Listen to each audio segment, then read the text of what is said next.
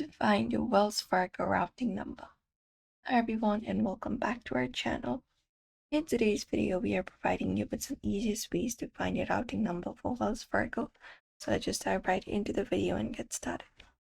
So for that, we can start by going to our check. Usually it's one of the easiest way.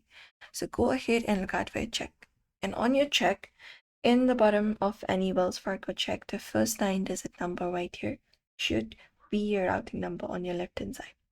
And the next numbers right here will be your account number usually. You can just go over and view it. And that is how you view your routing number on your check.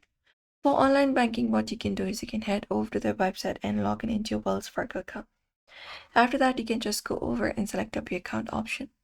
Once you've selected up your account option, you can just go over and look out for a section called routing number account details.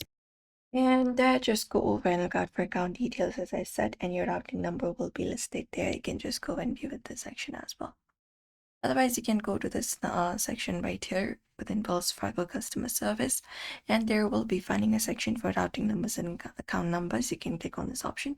You can select an option what you're looking for routing number, account number. So if you're looking for a routing number, you can select this option right here, and you can confirm this up if you will be using this information to receive a wire transfer or not. After that, you can select what kind of account do you need this information for. For example, a savings account. So you can select it. And then what state did you open up your savings account? You need to select the state as well.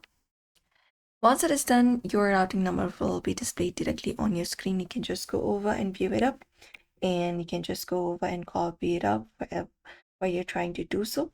But yeah, this is how you should be able to find your routing number following out this method. So we hope this video was helpful. Give this video a like and subscribe for more.